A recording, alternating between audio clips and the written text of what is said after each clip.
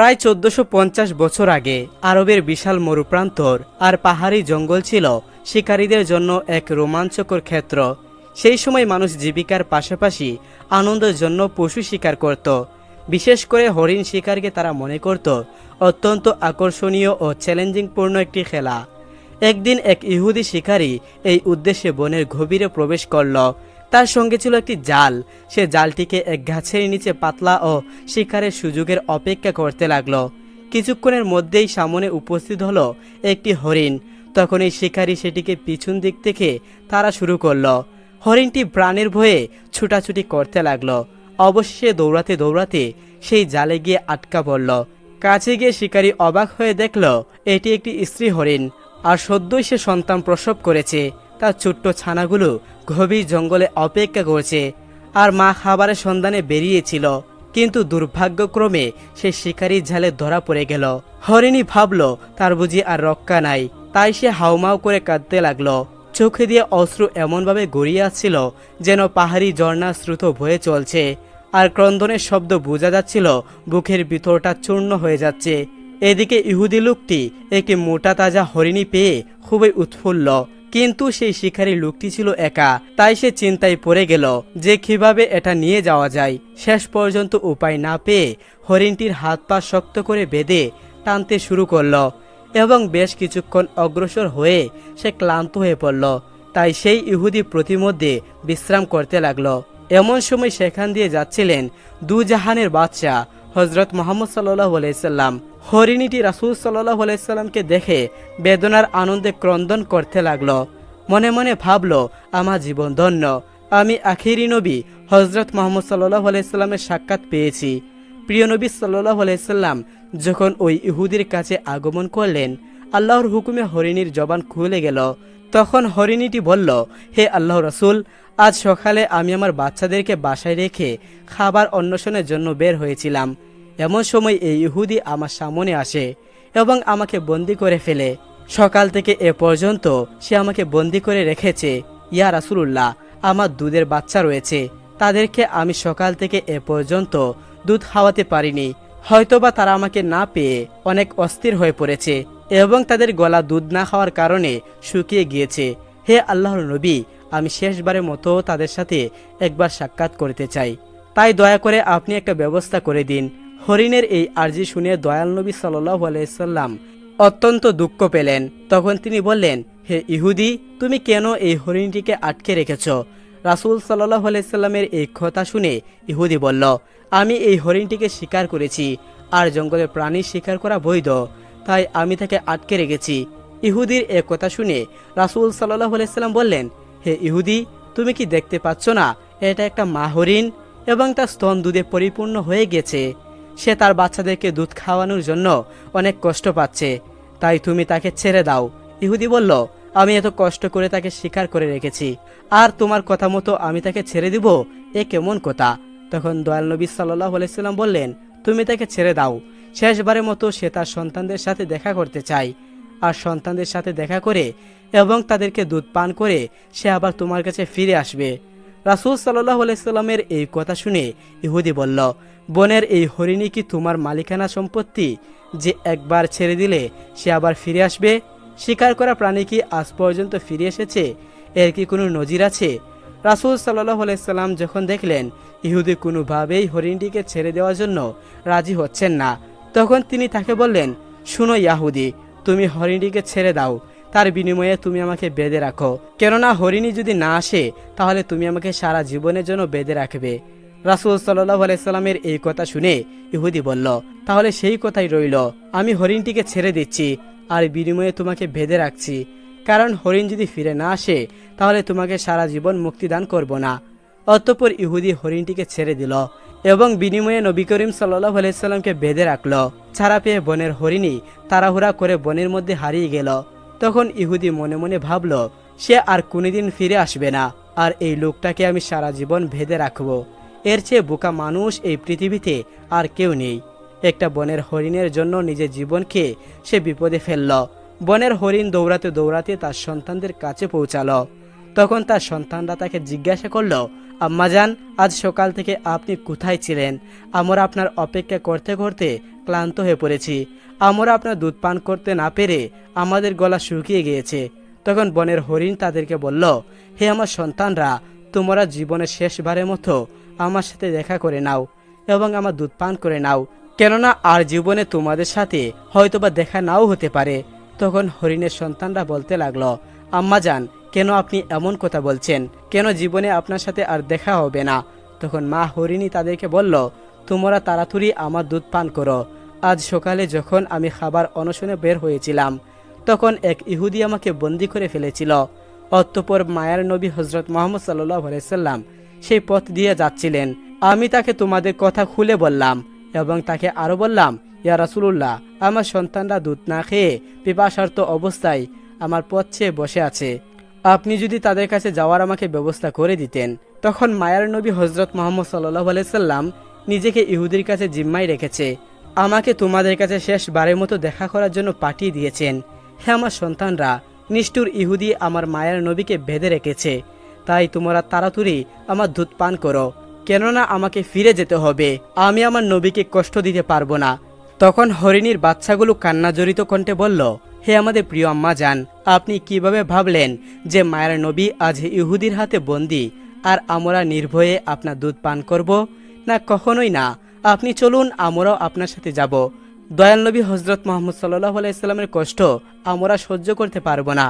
অতঃপর হরিণ ও তার সন্তানেরা মায়ার নবী হজরত মোহাম্মদ সাল্লাল্লাহু আলাইহি সাল্লামের কাছে যাওয়ার জন্য রওনা করল।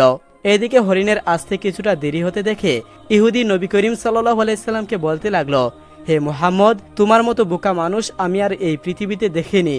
বনের শিকার করা হরিণ তাকে ছেড়ে দিলে সে কি আর কোনোদিন ফিরে আসবে? আর একটা বনের হরিণের জন্য তুমি নিজের জীবনকে আজীবনের জন্য বন্ধক রেখেছ। কিয়ামত পর্যন্ত হরিণ আর ফিরে আসবে না এবং কিয়ামত পর্যন্ত তুমি আমার কাছ থেকে ছাড়া পাবে না। তখন রাসূল সাল্লাল্লাহু আলাইহি সাল্লাম ইহুদির এই কথা শুনে বললেন, ওরে ইহুদি, তুমি একটু ধৈর্য ধরো, হরিণ অবশ্যই আমার মায়ায় আবার তোমার কাছে ফিরে আসবে। রাসূল সাল্লাল্লাহু আলাইহি সাল্লামের এই কথা শুনে ইহুদি বলল, হে মুহাম্মদ, তোমার এই কল্পনা ছেড়ে দাও। আমি দৃঢ় বিশ্বাসের সাথে বলছি, কিয়ামতের আগ পর্যন্ত হরিণ আর ফিরে আসবে না। এভাবে কিছুটা সময় কেটে গেল এবং ইহুদি মনে মনে ভাবতে লাগলো, মুহাম্মদকে আটকে রেখে বড় রকমের একটা অর্থ তার সঙ্গীদের কাছ থেকে আমি উসুল করে নিতে পারবো। এভাবে কিছু সময় অতিবাহিত হওয়ার পরে ইহুদি দেখল বনের হরিণ শুধু নয়, বনের হরিণের সাথে তার সন্তানরা ফিরে এসেছে। এই দৃশ্য দেখে ইহুদি অত্যন্ত অবাক হয়ে গেল। তখন রাসূল সাল্লাল্লাহু আলাইহি সাল্লাম হরিণকে জিজ্ঞাসা করল, তোমার সন্তানদেরকে কেন নিয়ে এসেছ? কথা ছিল তুমি একাই ফিরে আসবে। তখন মা হরিণ বলল, হে আল্লাহর রাসূল, আমি যখন আমার সন্তানদের কাছে ফিরে গেলাম এবং গিয়ে বললাম যে মায়ার নবী হজরত মোহাম্মদ সাল্লাল্লাহু আলাইহি সাল্লাম তার নিজেকে ইহুদির কাছে জিম্মায় রেখে আমাকে তোমাদের কাছে জীবনের শেষবারের মতো দেখা করার জন্য পাঠিয়েছেন এবং জীবনের শেষবারের মতো দুধ পান করার জন্য পাঠিয়েছেন। তখন আমার সন্তানরা বলল, ও আম্মা যান, আপনি কিভাবে ভাবলেন যে মায়ার নবী হজরত মোহাম্মদ সাল্লাল্লাহু আলাইহি সাল্লামকে বাঁধিয়ে রেখে আমরা আপনার দুধ পান করব? ইয়া রাসূলুল্লাহ, তখন আমার সন্তানরা আমার সাথে রওনা করে চলে এসেছে। হে আল্লাহর নবী, আপনার সাথে বিয়াদবি করার জন্য আপনি আমাকে ক্ষমা করে দিন। এতক্ষণ পর্যন্ত আমি আপনাকে কষ্ট দিয়েছি। অতঃপর রাসূল সাল্লাল্লাহু আলাইহি সাল্লাম ইহুদিকে লক্ষ্য করে বলল, ও হে ইহুদি, এই নাও তোমার শিকারি করা হরিণ। সে শুধু একা ফিরে আসেনি, ফিরে এসেছে তার সকল সন্তানগুলো। এখন তুমি তাদেরকে তোমার কাজে ব্যবহার করতে পারো। আর তুমি একথা মনে রেখো, আমি সত্য নবী। আমি শুধু মানুষের নবী নই, আমি বন জঙ্গলের পশু পাখি ও সমগ্র জাহানের নবী। এই বলে রাসূল সাল্লাল্লাহু আলাইহি সাল্লাম চলে যেতে লাগলেন। তখন ইহুদি পেছন থেকে ডাক দিয়ে বললেন, ইয়া রাসূলুল্লাহ, বনের হরিণ যার মায়ায় ফিরে আসে আমি বুঝতে পেরেছি আপনি আল্লাহর নবী ছাড়া আর কেউ নন। হে আল্লাহর রাসূল, আমাকে আপনি আপনার হাতে কালেমা পরিয়ে মুসলমান বানিয়ে দিন। আর এই হরিণ আমার দরকার নেই। আপনি আমাকে আপনার চরণতলে রেখে আমাকে গোলামি করার সুযোগ দেন। অতঃপর ইহুদি রাসূল সাল্লাল্লাহু আলাইহি সাল্লামের হাতে হাত রেখে সেই মুসলমান হয়ে গেল এবং ইহুদিকে মুক্ত করে দিল। আর বনের হরিণ মায়ের নবী হজরত মুহাম্মদ সাল্লাল্লাহু আলাইহি সাল্লামকে সালাম করে তার সন্তানদেরকে নিয়ে বনে ফিরে গেল। হজরত ওয়াইস করণী রহমতুল্লাহি যখন 9 বছর বয়স হলো, তখন তার বাবা পরকাল গমন করেন, তাই বিধবা মাকে দেখাশোনা করার জন্য বাধ্য হয়ে তিনি বাবার কাপড়ের দোকানে ব্যবসার হাল ধরেন। ব্যবসা করে যা উপার্জন করতেন তা দিয়েই মা ছেলের জীবন কেটে যাচ্ছিল। কিন্তু আল্লাহর ইচ্ছা বোঝা কঠিন। একদিন ভোরবেলা তিনি দোকানে গিয়ে দেখলেন দোকানের সমস্ত মালপত্র কারা যেন চুরি করে নিয়েছেন। খবর শুনে তার মাও দোকানে আসলেন। তার মা দোকানের এই অবস্থা দেখে বললেন, বাবা ওয়াইস, আমাদের আবার কি হবে? কি করে আমাদের দিন চলবে? তখন বালক ওয়াইস করণী তার মাকে সান্ত্বনা দিয়ে বললেন, আম্মা যান, আল্লাহ তাআলা যা করেন ভালোর জন্যই করেন। অতঃপর বালক ওয়াইস করণী রহমতুল্লাহি এক ধনী প্রতিবেশীর বেড়া চলানোর কাজে নিযুক্ত হলেন।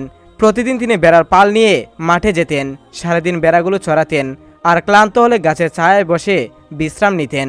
একদিন বালক ওয়াইস করণী রহমতুল্লাহি বেড়াগুলো মাঠের মধ্যে ছেড়ে দিয়ে পাশের একটি জঙ্গলে প্রবেশ করলেন। গভীর জঙ্গলের ভিতর দিয়ে যাচ্ছিলেন। যেতে যেতে তিনি হঠাৎ দেখলেন এক দরবেশ সেখানে বসে ধ্যানমগ্ন আছেন। তিনি দরবেশের কাছে গিয়ে দাঁড়ালেন। হঠাৎ দরবেশের ধ্যান ভেঙে গেল। তখন দরবেশ বালক ওয়াইস করণী রহমতুল্লাহিকে জিজ্ঞাসা করলেন, বাবা তুমি কে? আমার কাছে তুমি কি চাও? বালক ওয়াইস করণী রহমতুল্লাহি তখন নিজের পরিচয় এবং অবস্থার কথা বর্ণনা দিলেন। তার অবস্থার কথা শুনে দরবেশের দয়া হলো, তাই তাকে নিজের কাছে বসে অনেক সময় ধরে আলোচনা করলেন এবং বললেন, তুমি সময় পেলে আমার কাছে এসো, কিন্তু সাবধান, কাউকে সঙ্গে নিয়ে আসবে না আর আমার কথা কারো সাথে বলবে না। তারপর থেকে বালক ওয়াইস করণী রহমতুল্লাহি বেড়াগুলো মাটি ছেড়ে দিয়ে প্রতিদিন সেই দরবেশের কাছে যেতেন। দরবেশ যা উপদেশ দিতেন তিনি তাই মনোযোগ দিয়ে শুনতেন। তিনি যতক্ষণ সেখানে থাকতেন দুনিয়ার কোনো কথা তার মনে থাকতো না। দরবেশ যখন বলতেন, যাও বাবা তুমি তোমার বেড়াগুলো দেখাশোনা করো, তখন তার বেড়ার কথা মনে হতো এবং সেখান থেকে চলে আসতেন। একদিন তিনি বেড়া পাল নিয়ে বাড়িতে ফিরলেন।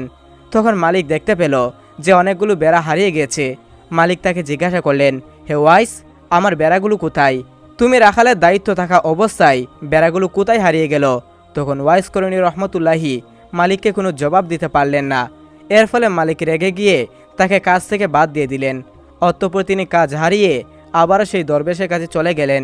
সারাদিন দরবেশের কথা শুনে এবং সন্ধ্যার প্রায় কাছাকাছি সময় জঙ্গল থেকে কিছু ফলমূল নিয়ে বাড়িতে মায়ের কাছে আসলেন। অতঃপর ওয়াইস করণী রহমতুল্লাহি তরুণ যুবকে পরিণত হলেন। তখন তিনি বাড়ি বিক্রি করে মাকে নিয়ে দূরে জঙ্গলে চলে গেলেন। সেখানে একটা ছোট্ট ঘর বানিয়ে মা ছেলে নির্জনে সেখানে বসবাস করতে লাগলেন। বাড়ি বিক্রি করার টাকা দিয়ে তিনি একটি দুধের উট কিনলেন। ফলে উটের দুধ আর জঙ্গলের ফলমূল খেয়ে তাদের দুজনের জীবন কোনোরকম কেটে যেত। তারপর থেকে তিনি আর কখনোই লোকালয়ে বের হতেন না। সেখানে তিনি ইবাদত বন্দিগিতে মগ্ন থাকতেন আর অন্ধ মায়ের খেদমত করতেন। তিনি যদিও রাসূল সাল্লাল্লাহু আলাইহি সাল্লামের যুগের মুসলিম ছিলেন, কিন্তু অন্ধ মাকে রেখে কখনো রাসূলের সঙ্গে দেখা করতে পারেননি।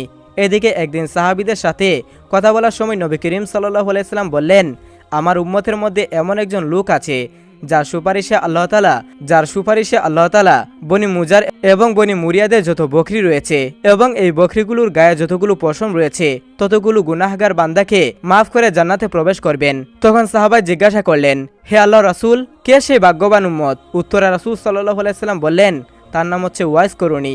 তখন সাহাবীরা আবারও জিজ্ঞাসা করলেন, হে আল্লাহ রাসূল, আমারও তো কখনো কোনোদিন এই নামে কোনো উম্মতকে আসতে দেখিনি, আপনি কি তাকে চিনেন? তখন নবী করিম সাল্লাল্লাহু আলাইহি সাল্লাম বললেন, আমি তাকে অবশ্যই চিনি, কিন্তু আজ পর্যন্ত তার সাথে আমার সরাসরি সাক্ষাৎ হয়নি। এসব শুনে সাহাবীরা আশ্চর্য হয়ে গেলেন। এরপর সাহাবীরা তার পরিচয় জানার জন্য এবং তাকে খুঁজে বের করার জন্য অস্থির হয়ে গেলেন। কিন্তু নবী করিম সাল্লাল্লাহু আলাইহি সাল্লাম যতদিন জীবিত ছিলেন ততদিন তার কেউ পরিচয় জানতে পারেনি এবং তার সাথে দেখাও করতে পারেনি। একদিন কয়েকজন সওদাগর খাবার জিনিসপত্র বোঝাই করা নৌকা নিয়ে সাগর পাড়ি দিয়ে মিশর থেকে মদিনায় যাচ্ছিলেন। ওই নৌকায় ছেঁড়া কাপড় পরা একজন পাগল ছিল। যাত্রীদের মধ্যে কেউ তাকে চিনত না। অতঃপর নৌকা যখন সাগরের মাঝে গেল তখন আকাশ মেঘচ্ছন্ন হয়ে গেল। দেখতে দেখতে প্রচন্ড ঝড় বৃষ্টি শুরু হয়ে গেল। ফলে প্রচন্ড ঝড়ের কারণে নৌকা ডুবে যাওয়ার মতো অবস্থা হয়ে যায়। নৌকার যাত্রীরা সবাই আতঙ্কিত হয়ে আল্লাহ তাআলাকে ডাকতে লাগলো। এমন সময় হঠাৎ করেই সেই পাগলটা পানিতে নেমে গেল। সমস্ত যাত্রীরা অবাক হয়ে গেল, কারণ পাগলটা তীব্র পানির উপর দাঁড়িয়েছিল। তারপর পাগলটা পানির উপরেই নামাজ পড়তে শুরু করে দিল। নামাজ শেষ করে সে যাত্রীদের দিকে তাকালো। এই দৃশ্য দেখে যাত্রীরা বুঝে গেল নিশ্চয়ই তিনি আল্লাহ তাআলার বুজুর্গ মানুষ। সবাই তোকে চিৎকার করে বলল, হুজুর, আমাদের জন্য আপনি দোয়া করুন। তখন তিনি বললেন, তোমরা তোমাদের মাল এবং দুনিয়ার মায়া ছেড়ে দিয়ে বিসমিল্লাহ বলে নৌকা থেকে নেমে আমার কাছে চলে আসো। তখন যাত্রীরা বলল, হুজুর, আমরা ওই পানির উপর দিয়ে কিভাবে যাব?